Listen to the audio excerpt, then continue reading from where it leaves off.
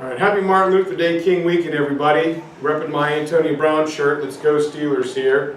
We've got another bedtime story here for AP World about Pope Gregory versus Henry IV. And Pope Gregory VII was one of the strong emperors in the High Middle Ages that is set against, he's fighting against royal intervention for the very first time. And after the Cluny reforms, the monastery of Cluny in France that rejected subservience of any church official, the tiniest, poorest parish priest was more important than any royal authority. When the Cluny monks begin to say that, Pope Gregory jumps on that bandwagon. And he was a strong advocate of church reforms. And he was willing to put to the test the belief in the separation of church and state. All right? The church is in charge of its own thing. The state runs the politics, and they do not intertwine. A king can never tell the church what to do. And so in the year 1075, Pope Gregory VII said that anyone who practiced the policy of lay investiture, of taking a non-religious person, if I as a king make Mr. Rober a bishop, that is lay investiture. Mr. Rober has never had any, he's never been to seminary, he's never had any, ordination as a church official. He's just my buddy. Well, anybody who does that, anybody who practices lay investiture, would be excommunicated from the church. And excommunication is one of the powerful weapons that a pope has. It means you are kicked out of the church. You couldn't go to church, you couldn't get the sacraments, you couldn't do confession, you couldn't get communion. And the belief at the time was that if you're excommunicated and you die, you can't get to heaven. So this is heavy ammunition. Pope Gregory VII will declare that it is to be acknowledged that any high-ranking clergyman, any priest, bishop, archbishop, that person would need to receive symbols from the church. It was a ring and a staff. Symbols with the Pope's seal on them, that the Pope gave you a ring and a staff with church markings on them. That meant your power, your authority comes from the church. Not from a political official, but from God. And so when Pope Gregory makes this ruling, it's no longer possible for any emperor to practice lay investiture, to give religious authority to another person. Now this is a shock to royal authority. When Henry IV, the Holy Roman Emperor, hears this, he freaks out. Many emperors had used lay investiture intentionally to make the church and the religion part of their government. Remember King Otto. A bishop cannot found a rival dynasty. Right? And the people, the church controls the minds and the hearts of the people. So it makes it easier to govern. Everybody had done this. And so Henry IV considers Pope Gregory's ruling as an intentional challenge to his royal authority. So Henry does something a little bit bizarre. He assembles his own loyal bishops, his buddies that he had turned into bishops, and they claim independence from the Pope. Well, we are just simply going to choose our own Pope. Immediately, his bluff being called, Pope Gregory excommunicates Henry. He kicks him out. And everyone loyal to him was also excommunicated. Now, the people in the Holy Roman Empire began to rebel.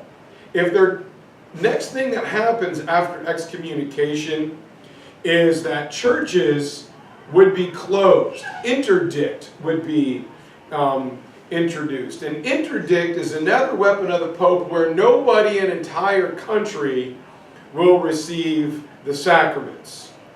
So as people are excommunicated, the common people of the Holy Roman Empire begin to rebel. And Henry says, oh my God, I may have to swallow my pride and apologize to Pope Gregory. And the Pope had went to his mountain retreat up in Canossa, Italy. And there he is waiting. And Henry shows up and knocks on the door. Says, hey, I'm King Henry. I'm here to see the Pope.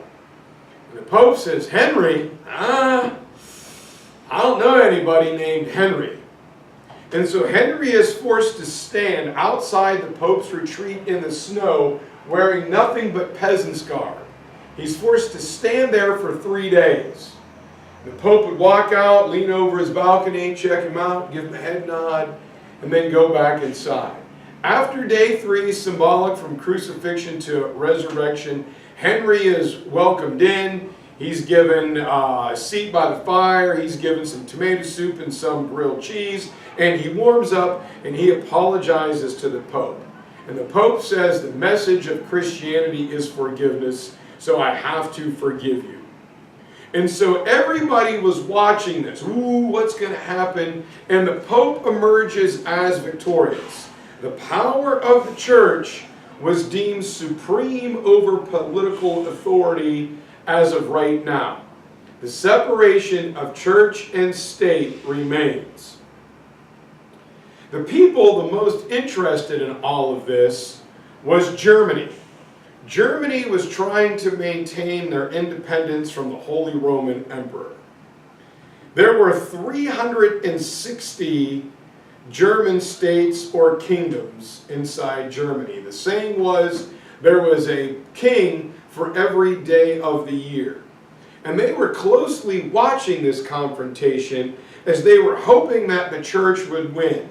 If the Emperor Henry IV was so busy focused on fighting Pope Gregory, he didn't have time to subjugate them. And they could increase their power and retain some of their independence. And so in 1122, the controversy over lay investiture is finally settled at a place called the Concordat of Worms. Right here, the little town of Worms in Germany. 1122, the new emperor, Henry V, formally renounces the power to create bishops. As a compromise, the Pope said an emperor can be present and he can give grants of land or fiefs to a new bishop after the church gives him the title. So the church, the Pope will make somebody a bishop, then you, emperor, in second place, can bestow upon him land. This is symbolically showing that the church is more power, has more power. The Pope has final authority over naming someone a bishop. So in wrap-up, the church retains the sole authority here. The time of kings and emperors trying to challenge the Pope and bestow land and influence on church members to gain favor is over, at least for now. And this leads everybody right into one of the most important things, and that is the First Crusade. And we know the churches have been facing this split. And one of the big things was over the use of icons, as Pope Leo III, or Emperor Leo III of the Byzantine Empire, outlawed the use of icons in Eastern churches. And so, even before Gregory and Henry, there was a split over the Arian Creed versus the Nicene Creed. Western Christianity, the Father, Son, and Holy Spirit are one entity. In the East, the Holy Spirit is separate. Well, at this time, the Byzantine Empire had been fighting the advancing Islamic armies. And in 1054 is the Great Schism, the splitting of the Eastern and the Western churches. And the Eastern church at this time badly needs help.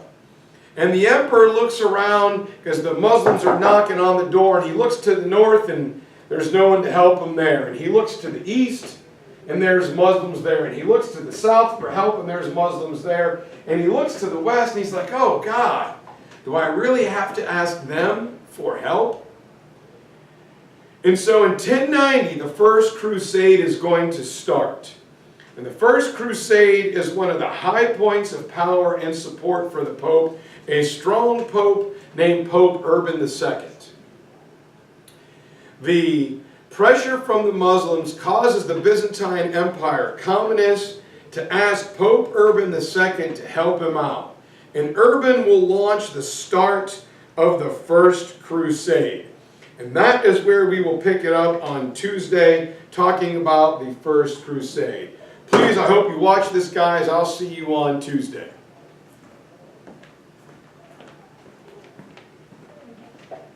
Can I go to the bathroom? Yep.